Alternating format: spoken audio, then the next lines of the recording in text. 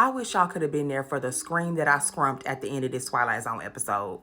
Child, this week's Twilight Zone episode is sponsored by FAFO, and it is season 2, episode 25, The Silence. So the episode starts in a club that would have sent me a rejection letter in 1962. Now, our main character is a chatterbox that they refer to as Mr. Tennyson.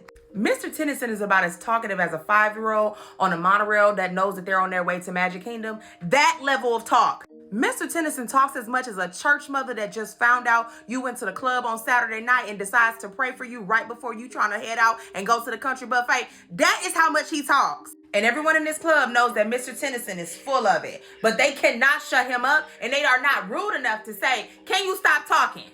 Well, everyone that is except Archie. Baby, Archie has had it up to his comb over with Tennyson, and he is telling his lawyer, anybody that will listen, he asked for a loan of $250,000, and I know that he doesn't even have it to give it back, and I'm tired of him asking me, and I want him to shut up. So Archie is talking to his lawyer the whole time, and he asks his lawyer, "So that thing that I sent you, is that legal?" His lawyer is like, it's not necessarily criminal, but it's not kind. So he calls the waitstaff over there. He's like, "Hey, I have a letter that Cheetah Mouth over there needs to read. Can you give it to him and tell him to open it immediately and let him know that it's for me?" And I'm like, finally, somebody gonna tell this man to have a little bit of decorum in a club that wouldn't invite me, but I would still like for them to have a good time.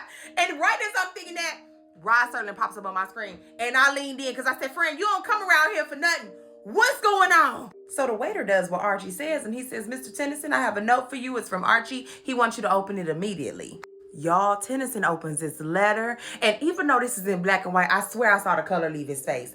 Also, I feel like if I was the waitstaff, I would have gotten fired, because the way I would have been leaning over like, "Child, what'd it say?" So Tennyson is like, "Is this a joke?" He's like, "No, it's actually not a joke. In fact, humor is one characteristic I actually don't have, and I would like to tell everybody what's on that paper. Is that cool?" Y'all, this is when we learn that he has bet this man $500,000 that he cannot stop talking for a year. He looked him straight in the face and said, "I bet you wouldn't be able to shut up for a year straight. In fact, I'm going to set up an observation room downstairs that looks very similar to the Gaylord that's attached to the Grand Ole Opry in Nashville. And we are going to watch you, and we're going to have mics in there. And if you peep one single noun, you don't get that money." Y'all, when I tell you he embarrassed his man something nasty, I ain't seen a dragon like this in a minute. Well, since the Super Bowl. However, he says every time you come in here, you don't have anything good to contribute. You just yap your mouth. You don't listen to anything we got to say, and we got to hear you, and I'm tired of hearing you. So to have a little peace and quiet, I will pay you $500,000 to just shut your mouth. Then he adds insult to injury and says, "You probably won't last for more than 3 or 4 weeks, but at least I can get some rest. My ears and my eardrums can just get 3 or 4 weeks off of PTO from your mouth." Girl, they in there laughing. Nasty work. So he finally gives Tennyson an opportunity to respond, and he goes, "I could either ignore you or call your bluff, and I'm calling your bluff, so lock me up." I ain't gonna lie, he kind of ate with that. I kind of enjoyed that. I kind of like that. And Archie responds like Rhoda from Bad Seed. "Okay, mother, okay." And he tells him, "Your room will be prepared by tomorrow night. Come back here and I'm gonna lock you up, and you better not say anything." I'm telling y'all right now, I know myself. If I was the waitstaff, they would have to let me go. Because I'm telling the whole city about this. Girl, they got this man locked up in here. I gotta feed him. They said he can't talk for a year, girl. $500,000. That man ain't even got it. Like, that would have been me. Now remember, Tennyson is also a fraudster. So what does he say next? He says, "Game recognized game, scammer. How about you make that check out to me and have it deposited into my account automatically on this day?"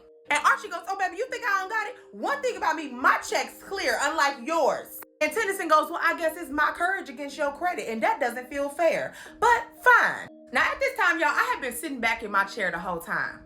But then the lawyer goes over to Tennyson and says, "Sir, I don't know if you should do this." And he says, "Well, unfortunately, I have a wife that I happen to be in love with a lot, and she treats Tiffany's like it's a grocery store. So I actually do need this money." And that's when I leaned in, because I said, "Oh, baby. Oh, it's scammer against scammer. I love to see this. Scam on scam crime. Sign me up." Y'all, when I said this observation area looked just like the Gaylord that's attached to Grand Ole Opry in Nashville, I was not lying. Tell me I'm lying. Anybody that's been there, this is it. So it's been 4 weeks at this point. And remember, Archie only gave him 3 to 6. So he asked the server, "Hey, how is he doing?" He's like, yeah, he's actually doing pretty good. He wasn't doing so great the first week, but now he's cool. And this is when you see Archie start to say, okay, well, maybe he'll do a couple of more months, but he's not doing it the whole year. And you can see Archie's wheels start to turn at this point. Meanwhile, Tennyson in there eating his jail food, looking like Fred from Scooby-Doo, acting like nothing's wrong. Sir, you're in prison for $500,000. I mean, actually, what that kombucha Coca-Cola girl say? Nah. I mean, baby, months go by. August, September, October. And if you thought you were already leaned in now, baby, get ready to chip your tooth and call your dentist, because the lawyer goes up to Archie and says, how long are you gonna do this? And proceeds to ask him, do you even have the money? Now, if anybody know that you broke, it's your lawyer. I don't know too many lawyers that don't know full information about your finances. But Archie is staying true to his scam because he's like, no, he's not going to remain silent for a year, so it doesn't matter. And yes, I have the money. Meanwhile, Scamarella is just in his cell counting the days down. Mind you, he has not seen his wife the whole time. And Archie has become aware of this. So Archie comes up to him and is like, hey, Tennyson, can you hear me? Come here real quick. He tells him, this ain't right. I got a heart. What if I just give you $1,000 for your troubles? Tennyson busts out that number 2 pencil and writes down 3 months to go. The bed stands. I don't know what zodiac sign Tennyson is, but I have got to know what y'all think, because this is insane. And this is when it gets nasty. Archie goes, don't you miss your wife? I know you've written her notes and she still hasn't come to visit you, but I've been seeing her out on the prowl with the men who, celebrate the fact that it's springtime, if you know what I'm saying. You don't want to lose it to some gentleman that may actually have the money that you're looking to get. And I thought this was going to break Tennyson. Another month goes by and Archie comes up and says, what if I give you $5,000? Child, when I tell y'all he was using war tactics, he was like, you can't do this another hour. What about $6,000? Knowing this man ain't got no money. Well, the time keeps ticking and we realize Tennyson has done it. It's been a whole year. This man has said absolutely nothing. Now everybody that was there when the bet started is back in the clubhouse like it's Tennyson's probate. And the lawyer goes, well, you did it.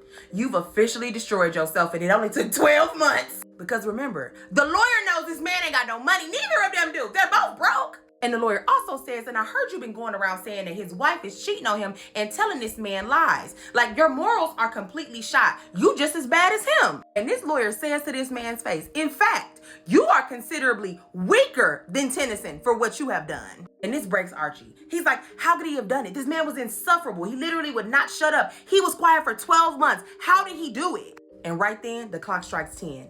And that means it's officially been 12 months. So Tennyson is allowed to come out. And y'all, I was on the edge of my seat. But nobody is faker than the rest of these people in the room. Why would they start clapping? Y'all were praying on this man's downfall only for y'all to clap as soon as he's done it. And I have to be transparent with y'all. I did a spit take when I saw him. He walked up to that man and put his hand out and did not say a word. Give me my money. This is when Archie goes, I'm afraid you have me at a disadvantage. I don't have the money. I thought that you weren't going to be able to do it. And he goes, the truth is, I'm a fraud. And remember when he offered him $1,500, $6,000? He admits that he would have even had to beg to get that. And right when he's about to walk out, because he's like, I'm so embarrassed that I just have to leave, Tennyson turns him around but won't say anything. And everybody in there is like, bro, you can talk. Tell him, cuss him out. This is when the camera focuses in on Tennyson, and I realize that his eyebrows are about to meet in the front to give themselves comfort. And I said, what did you do? Y'all, Tennyson takes a piece of paper and he writes something down. And Archie reads it and it says, I knew I would not be able to keep my part of the bargain. So I had the nerves of my vocal cords severed. Now, remember when I was teasing him because I said he got the ascot on like Fred from Scooby-Doo? Well, this is why. He had his whole vocal cords taken out and was covering it with the scarf. And I hollered because that's what y'all get. We love a little scam on scam crime. Level 10 FA equals a level 10 FO, period. So now everybody in the club knows that Archie is broke and a fraud and a liar and cannot be trusted. And this fool who uses his mouth to scam people out of money can never speak again and will probably lose his house, his wife, and everything he owns.